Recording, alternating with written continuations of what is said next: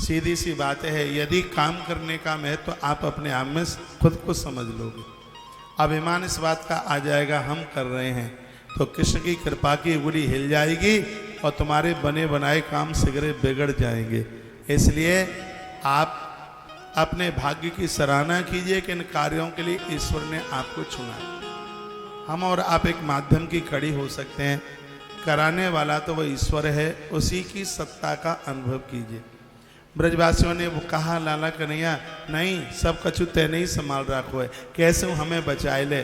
भगवान ने उंगली को सीधा किया, गिरिराज भगवान की उंगली के ऊपर स्थापित हो गए। 7 दिन 7 रात्रि तक घोर वर्षा और बादलों की गड़गड़ाहट की आवाज, ऐसा लग रहा था कि ब्रजमंडल में कोई जिंदा ही ना रहेगा।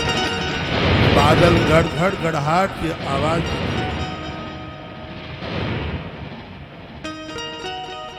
7 दिन और 7 रात्रि तक भगवान गोवर्धन जी को उठाए रहे।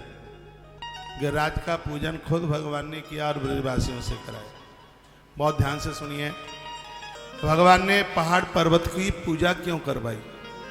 कथा गर्ग संहिता में इस प्रकार से मिलती है कि त्रेता में जब राम जी सेतु सृजन कर रहे थे, पुल का निर्माण हो रहा था, बंदर भालू पहाड़ पर्वत उठा उठा के लाए। नल नील ने उस पर रा और मां लिखा, छोड़ दिया पत्थर, पुल बन के तैयार हुआ।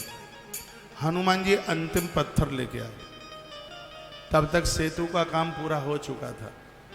प्रभु राम जी ने कहा, हनुमान इस पर्वत को जहां से लेके आए हो इसको वहीं पहुंचा दो, क्योंकि अब जरूरत नहीं है, काम पूरा हो गया।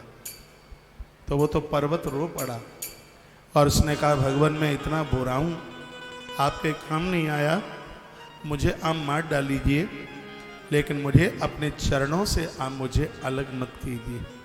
तो इतना रोया कि भगवान के चरण भींग गए। मेरे प्रभु ने कहा, तेरी इतनी श्रद्धा मेरे प्रति है तो मैं आश्वासन तुझे देता हूं, आने वाले द्वापर में धरती पर मैं कृष्ण बन करके आऊंगा। आने वाले द्वापर में तुम सालमली द्वीप में द्रोणागिरी के पुत्र तुम गोवर्धन बन करके आओगे। मैं अपने हाथों से तुम्हारी स्थापना करूंगा। और यह मेरा वरदान है कि उस कलयुग में एकादशी से लेकर पूर्णिमा तक इस 5 दिन के बीच में जो दूध से तुम्हारी परिक्रमा करेगा उसकी मैं वंश वृद्धि नहीं रुकने दूंगा। जो तुम्हारा दर्शन करेगा उसके जीवन में मैं किसी भी वस्तु का अभाव नहीं होने दूंगा। यह भगवान प्रभु राम का दिया हुआ वरदान है। राम ही कृष्ण बने और वह पर्वत आके गोवर्धन श्री गिरिराज नाथ आकर के वह बने हैं। जीव का कुछ बिगाड़ नहीं पाए। महाराज ने 4, 5, 7 महीने में बोल दिया करो, कह दिया करो बेटा, महाराज ने कहा है जो गिरिराज की पूजा करता है पति पत्नी में कभी लड़ाई नहीं होती, कभी झगड़े नहीं होते। यह भगवान श्री गोवर्धन नाथ गिरिराज जी की बड़ी महिमा है। कल भी मैंने निवेदन किया है, शादी के बाद वर और वधू को पहली परिक्रमा भगवान गोवर्धन नाथ प्रभु की करनी चाहिए। वहाँ मनौती मांग के आए, गोवर्धन बाबा को कहें, प्रभु हमारे यहाँ एक ऐसा सुपुत्र जन्म ले जो आपका देवताओं का परम भगत हो, ऐसा हो जाएगा फिर हम आपकी दूध की फेरी लगाएंगे, गौ माता के कच्चे दूध से आपकी परिक्रमा लगाएंगे। गोवर्धन नाथ भगवान किसी की कोख को खाली नहीं रहने देते।